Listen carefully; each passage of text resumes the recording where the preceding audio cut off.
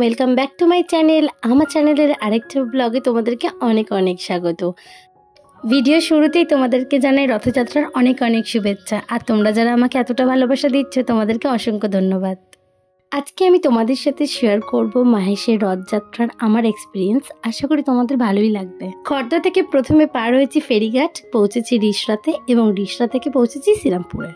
মেলা প্রাঙ্গণের 300 মিটারের মধ্যে কোনোভাবেই আর বাইক, সাইকেল, গাড়ি কিছু নিয়ে যেতে দেবে না, তাই সাইডে পার্কিংয়ের ব্যবস্থা আছে। তোমরা কিন্তু নিশ্চিন্তে বাইক নিয়ে আসতেই পারো। তারপরে কিন্তু হাঁটা পথ, তোমাদেরকে হাঁটতে হবে। এত লোক দেখে মনেই হবে তোমরা দুর্গাপুজো অথবা কালী পুজো দেখতে বেরিয়েছো। সত্যি আমার তো খুবই ভালো লাগছিল, মনে হচ্ছিল পুজোর আগেই পুরো পুজোর ফিল পাচ্ছিলাম।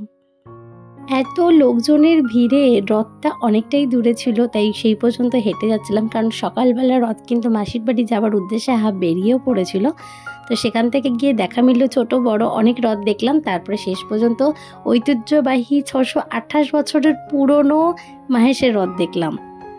এই রথ পুরীর পরে দ্বিতীয় রথ হিসাবে কিন্তু পরিচিত। চলো তোমাদেরকে এই রথ সম্পর্কে কিছু তথ্য দিই। এই রথযাত্রা উৎসব কিন্তু ভারতের দ্বিতীয় এবং প্রাচীনতম বাংলার রথযাত্রা উৎসব হিসেবে কিন্তু পরিচিত। এই উৎসব 1396 খ্রিস্টাব্দ থেকে পশ্চিমবঙ্গের শ্রীরামপুর শহরে কিন্তু মাহেশ নামে অনুষ্ঠিত হয়। রথযাত্রার সময় মাহেশের স্নানপিড়ি ময়দানে 1 মাস ধরে মেলা চলে। শ্রীরামপুরে মাহেশ জগন্নাথ দেবের মূল মন্দির থেকে মাহেশ গুন্ডিচা মন্দির মানে মাসির বাড়ি অবধি কিন্তু জগন্নাথ, বলরাম এবং সুভদ্রা যায়। এই রথের উচ্চতা কিন্তু 50 ফুট। আমরা সকলেই জানি কিন্তু এই রথযাত্রায় রথ কিন্তু মাসির বাড়ি যায়, আবার উল্টো রথে কিন্তু আবার ফিরে আসে তার নিজ স্থানে। এই রথ তার মাসির বাড়ি গেছে, আবার উল্টো রথের দিনকে কিন্তু আবার তাকে মন্দিরে ফিরিয়ে নিয়ে আসা হবে।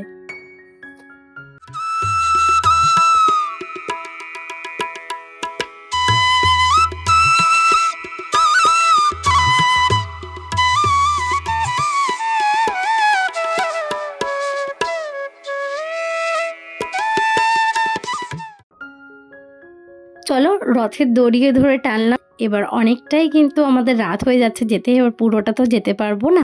তো চলো এর সঙ্গে যে মেলাটা হচ্ছে মেলাটা দর্শন করব, এছাড়া যে মন্দির রয়েছে সেটাও দর্শন করব।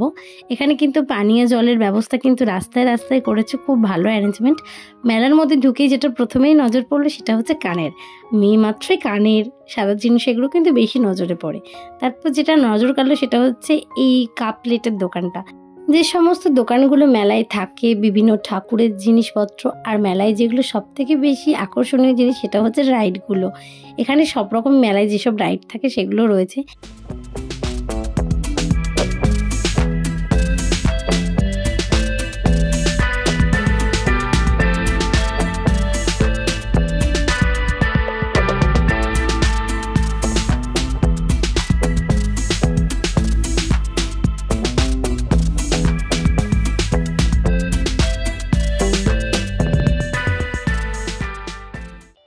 এই মন্দিরেই কিন্তু জগন্নাথ দেব, বলরাম এবং সুভদ্রা সবাই কিন্তু এই মন্দিরেই থাকে। এই মন্দির থেকেই কিন্তু রথযাত্রা বের করা হয়েছে। চলো এই মন্দিরটা কিন্তু অনেক পুরনো, তোমাদেরকে একটু ঘুরিয়ে দেখাই।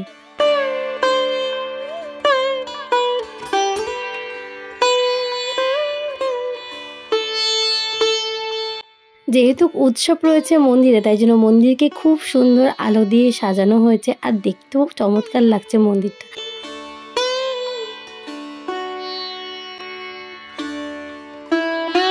মন্দিরে এসেছি আর ভগবানের দর্শন করব না, এটা তো হতে পারে না। তো চলো প্রথমেই মন্দিরে গিয়ে ভগবানের দর্শন করে নিই। আর এখানে রয়েছে লক্ষ্মী দেবী, যেখানে সবাই স্ত্রীরা সবাই কিন্তু এখানে সিঁদুর পরাচ্ছে। আর সামনেই রয়েছে একটা প্রণামী বক্স, এখানে কিন্তু আপনার নিজস্ব প্রণামী দিয়ে দেবেন। তার সামনে দিচ্ছিল খিচুড়ি ভোগ, এখানে কিন্তু ভোগ পাওয়া যাচ্ছিল। চলুন মেলায় এসেছি, পাঁপড় ভাজার অন্যান্য খাওয়া দাওয়া তো করবো, মোমো, ফুচকা, আইসক্রিম, পাঁপড় ভাজা এগুলো খেয়ে নিয়ে বাড়ি চলে এলাম। মাহেশ রথযাত্রা দেখার এক্সপিরিয়েন্স তোমাদের যদি থেকে থাকে আমাকে অবশ্যই শেয়ার করো।